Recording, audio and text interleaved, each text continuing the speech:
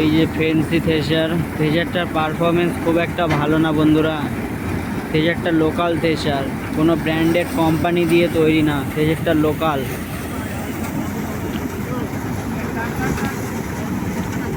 Local thresher Tapan থেকে নেওয়া হয়েছে। থ্রেশারটার পারফরমেন্স খুব একটা ভালো না, মোটামুটি কাজের জন্য। যদি ধান ভেজা হয় তাহলে থ্রেশারটা বেশি লোড নিতে পারে না, সেই জন্য বেশি স্পিডে দেওয়া যাচ্ছে না ধান। দুইজন দিচ্ছে, তাও আবার স্লোলি। যদি এটা ব্র্যান্ডেড হতো তাহলে খুব স্পিডে নিতে পারতো। তোমরা ভুল করেও কেউ তপন থেকে লোকাল থ্রেশার নিও না। কেউ যদি নিয়ে থাকো ব্র্যান্ডেড নেবে, পেটি থ্রেশার, বাট লোকাল নিও না কেউ।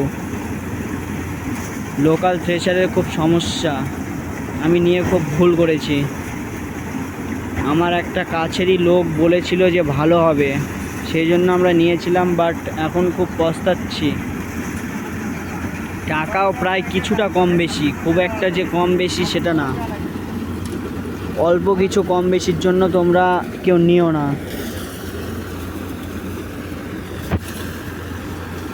এই যে কুয়োটা দিয়ে চলছে, যদি শুকনো ধান হয় খুব সুন্দর নিতে পারে, তাও দুইজনের বেশি দেওয়া যায় না। তিনজন দিলে স্লোলি দিতে হবে, তিনজন ফটাফট দিতে পারবে না। ভেজা ধান জমিতে এই যে প্রচুর জল বেঁধে গেছে, তাও এই জমিটা একটু উঁচু জন্য জল কম, যেগুলোতে নিচু জমি ওগুলো আরও বেশি জল বেঁধে গেছে। তোমাদের কোনো প্রশ্ন থাকলে অবশ্যই আমাকে করো, আমি তোমাদের প্রশ্নের উত্তর দেওয়ার চেষ্টা করব।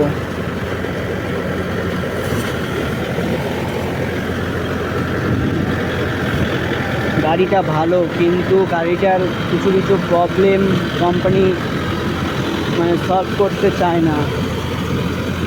কোম্পানিটা মালদা থেকে আমি গাড়িটি নিয়েছিলাম, মালদার সার্ভিস খুবই খারাপ।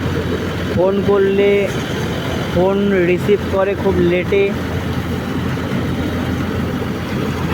খুব সার্ভিস খুব স্লো। এবার 4x4 কোনো গাড়ি যদি নেই তাহলে কী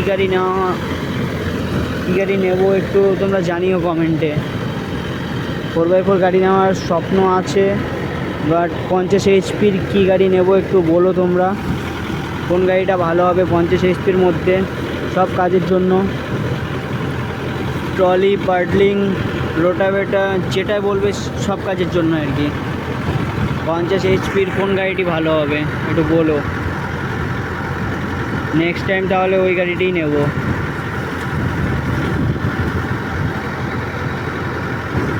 যেটা সত্যি সেটাই আমি তোমাদের সামনে তুলে ধরি। আমার চ্যানেলটা যদি ভালো লাগে তাহলে লাইক, কমেন্ট, সাবস্ক্রাইব অবশ্যই করবে। তোমাদের প্রশ্ন থাকলে বলবে, আমি সব উত্তর দেওয়ার জন্য চেষ্টা করব। দেখা হচ্ছে পরবর্তী নেক্সট ভিডিওতে। টাটা, ভালো থাকবে। জয় মা কালী।